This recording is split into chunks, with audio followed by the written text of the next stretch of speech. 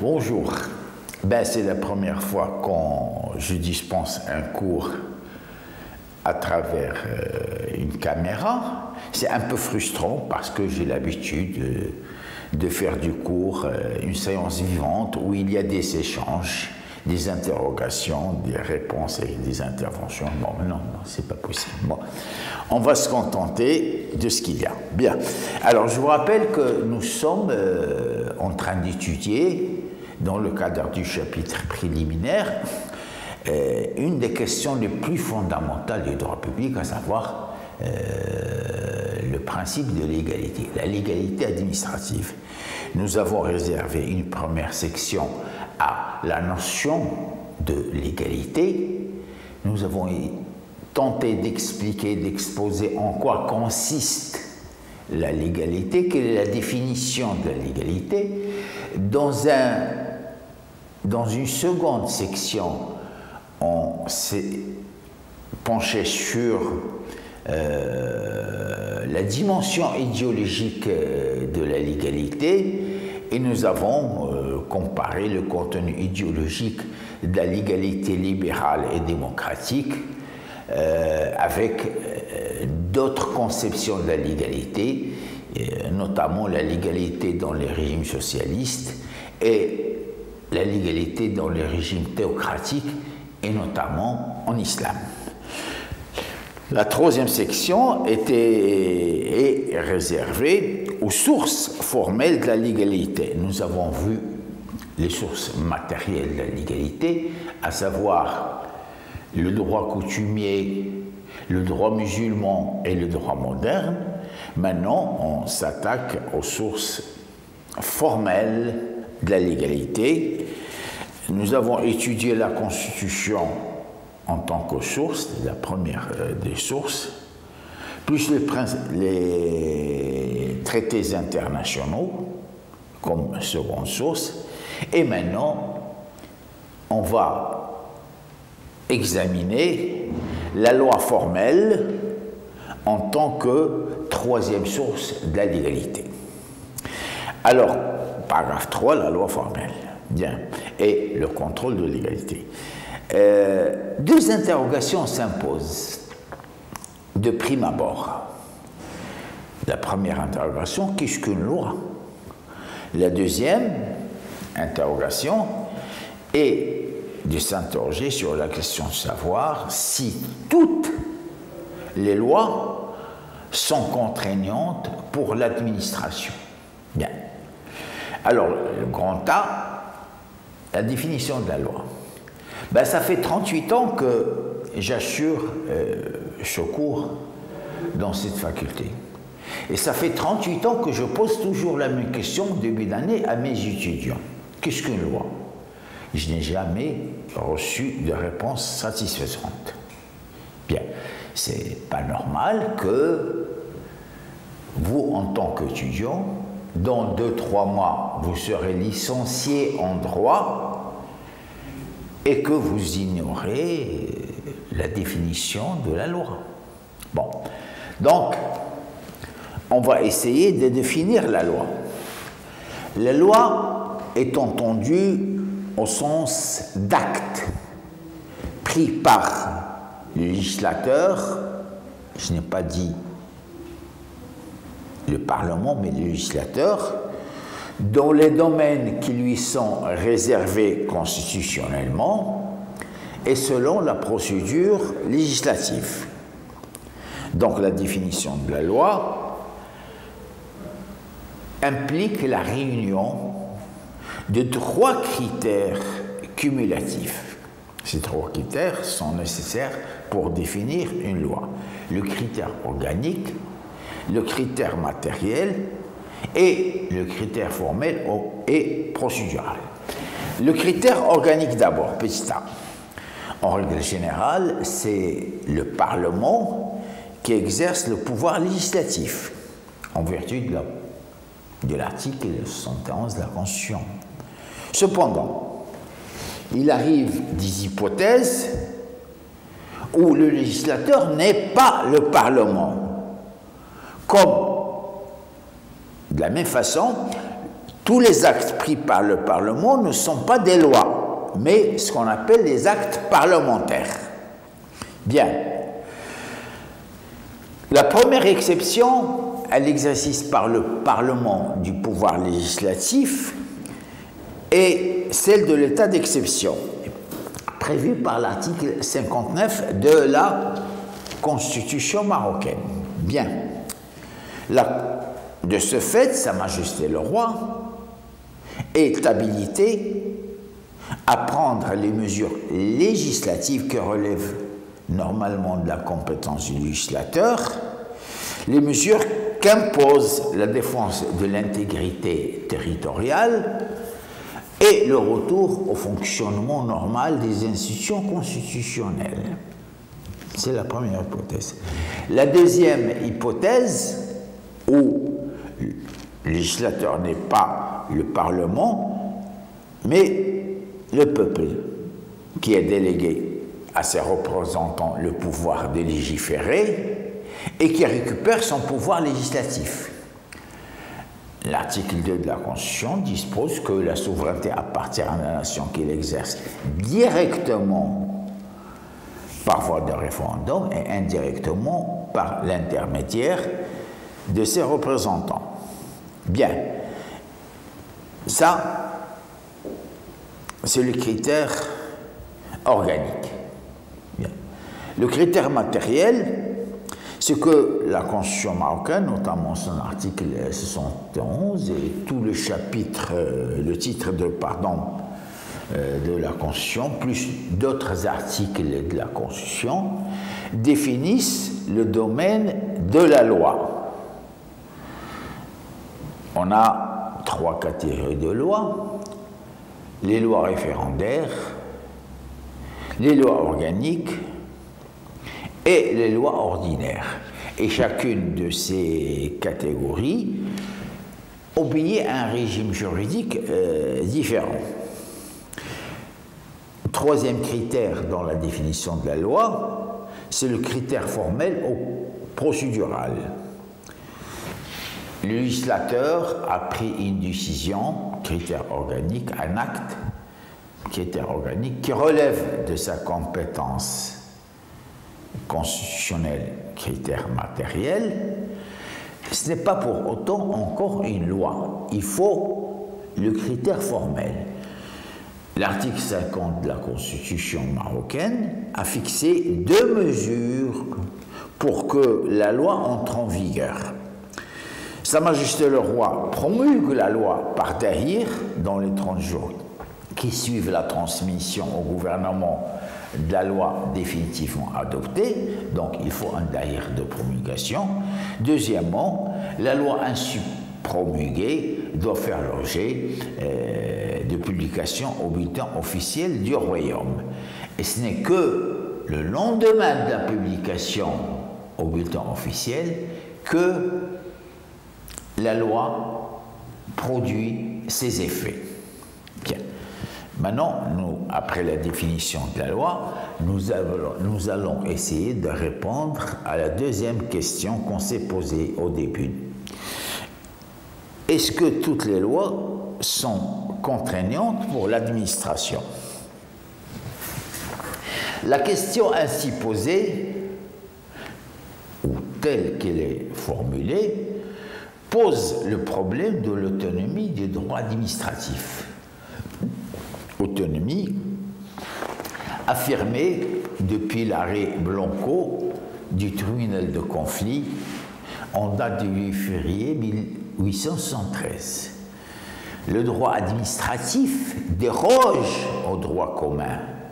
C'est un droit dérogatoire, c'est-à-dire qu'il est différent.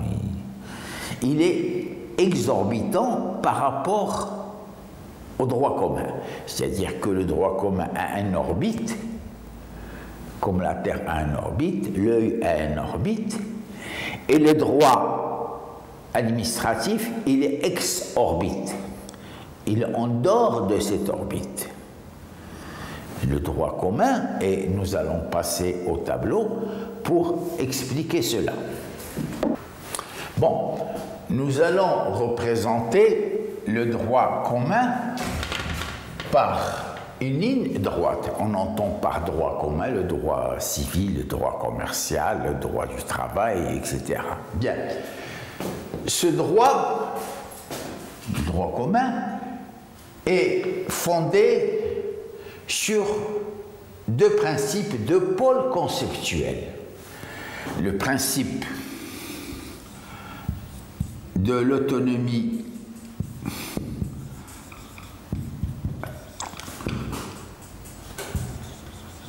de la volonté, c'est-à-dire le principe de l'autonomie de la volonté est un principe qui veut que personne ne peut créer des droits à votre profit ou des charges à votre égard sans votre consentement. Le consentement est une condition nécessaire des deux parties pour la création de droits et d'obligations. Même le cadeau, quand vous voulez offrir un cadeau ou faire une donation, eh bien, ce cadeau et donation, pour produire leurs effets juridiques, doivent avoir le consentement de l'autre partie. Donc, c'est un droit qui est fondé sur l'autonomie de la volonté. Le deuxième fondement du droit commun, c'est le principe d'égalité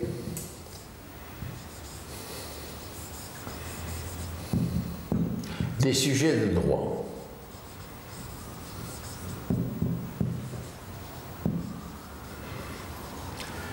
Théoriquement, tous les sujets de droit, tous les co-contractants sont d'égaux. Parfois, cette égalité est plus formelle que réelle.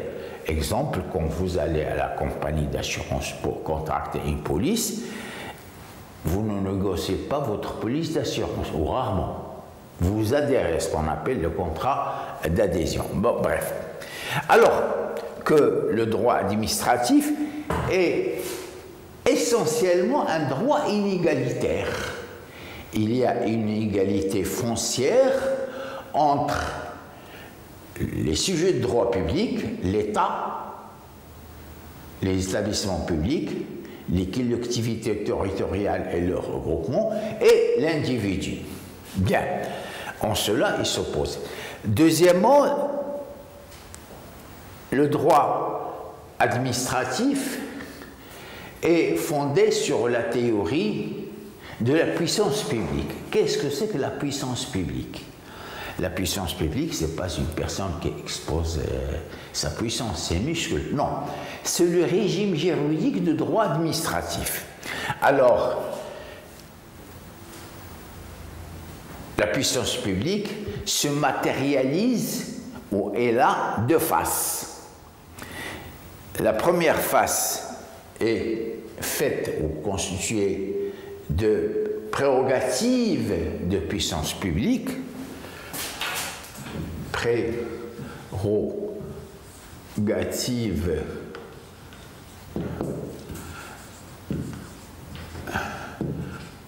de puissance publique, et la deuxième phase de suggestion de puissance publique. Les prérogatives de puissance publique, on va se les représenter par plus par rapport à la ligne du droit commun, c'est-à-dire ce que peut l'administration de plus qu'un simple particulier. Exemple, la réquisition, l'expropriation pour cause du public et les actes exécutoires. Les actes exécutoires s'imposent au sujet de droit sans leur consentement. Bien, ça c'est les prérogatives de puissance publique. En plus, la puissance publique est constituée de suggestions de puissance publique. On va se représenter ces suggestions par le signe moins par rapport à la ligne du droit commun, c'est-à-dire ce que peuvent l'administration de moins que les simples particuliers. L'administration n'est pas libre d'agir à sa guise. Elle est liée, j'allais dire ligotée, par le principe de l'égalité. Exemple, si je veux recruter un collaborateur ou une collaboratrice, moi particulier, eh bien j'ai le droit de choisir un collaborateur, ma cousine ou mon cousin, de lui donner le salaire que je veux, alors que l'administration ne peut pas. Elle doit organiser un concours pour le recrutement, placer la personne recrutée dans la hiérarchie administrative selon les diplômes légaux et réglementaires, et le salaire il est aussi défini par la loi. Idem pour la passation des marchés. En tant que particulier, je peux m'adresser, en temps direct bien sûr, à n'importe quel fournisseur ou prestataire de services. Ce qui n'est pas le cas pour l'administration qui est astreinte, obligée, tenue de respecter la procédure de passation des marchés publics. Donc, le droit administratif étant cela, un droit dérogatoire au droit commun, il est exorbitant par rapport à lui. Cependant, il ne faut pas perdre de vue ou écarter de manière systématique l'application du droit privé par l'administration. Dans certains cas, l'administration peut recourir au droit privé, comme pour la gestion privée de certains services publics, exemple l'ARAM, l'OCP, et les services publics concédés. Donc, l'administration a la possibilité de recourir au droit public ou au droit privé quand ça l'arrange. Bien.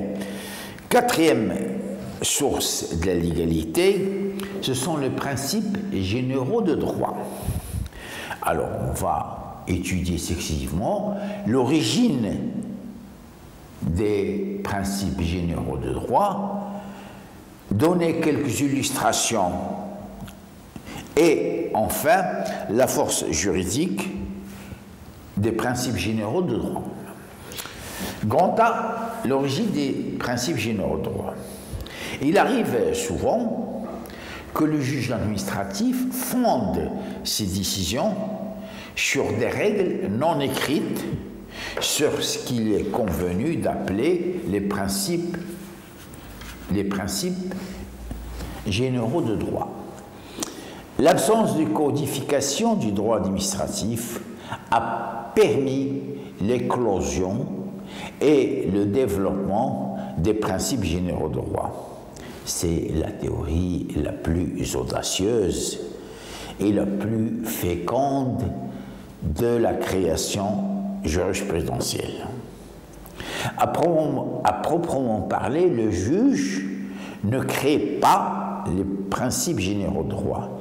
Il en constate l'existence à l'état latent dans la conscience collective, dans l'esprit de la législation. Les principes généraux de droit se rattachent donc à la création, ou plutôt à la découverte du droit par le juge. Cette théorie, qui n'a commencé à prendre corps qu'à partir de la fin de la Deuxième Guerre mondiale,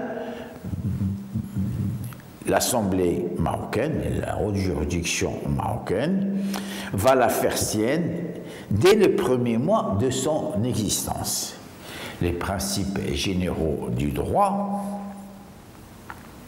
est un cas particulier de mise en œuvre du pouvoir normatif du juge.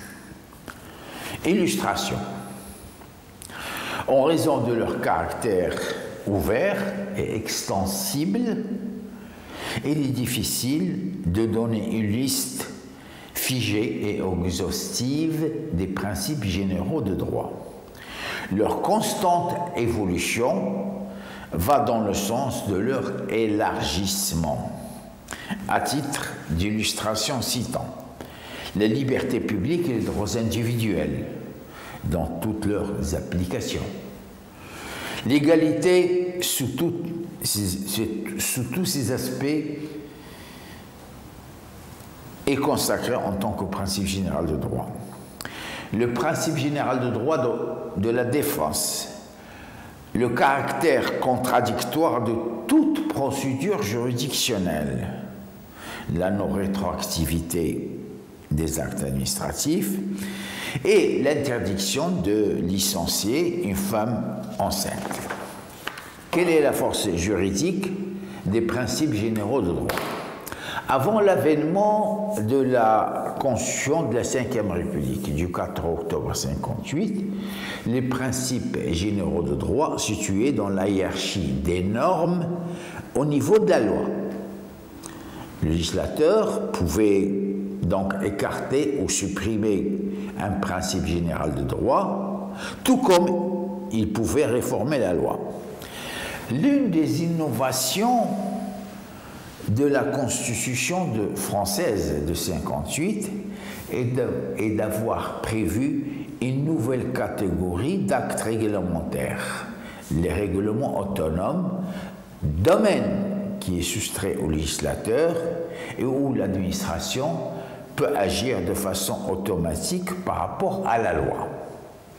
Pour assurer avec fermeté le contrôle juridictionnel sur les actes réglementaires, le juge devait lui reconnaître une valeur supradécrétale, c'est-à-dire supérieure au décret. Après un long débat doctrinal, M. René Chaput a tranché par une proposition qui a emporté l'adhésion unanime de la doctrine. Désormais, tout le monde admet que les principes généraux de droit ont une valeur infra-législative et supra-décrétale. Cinquième source de droit, le droit jurisprudentiel. Le droit administratif, comme nous avons vu, est un droit autonome et distinct du droit commun. Dans l'arrêt Blanco de 1873, le juge administratif a écarté l'application des règles de droit privé au litige administratif. Ainsi, il se trouvait devant un no man's land juridique. L'absence de texte général, tel que le code civil, le code pénal, le code de commerce, le travail, de la famille, etc., et l'obligation de trancher les litiges qui lui sont soumis sous peine de déni de justice, même en l'absence de texte, ont amené le juge administratif à faire œuvre créatrice de droit.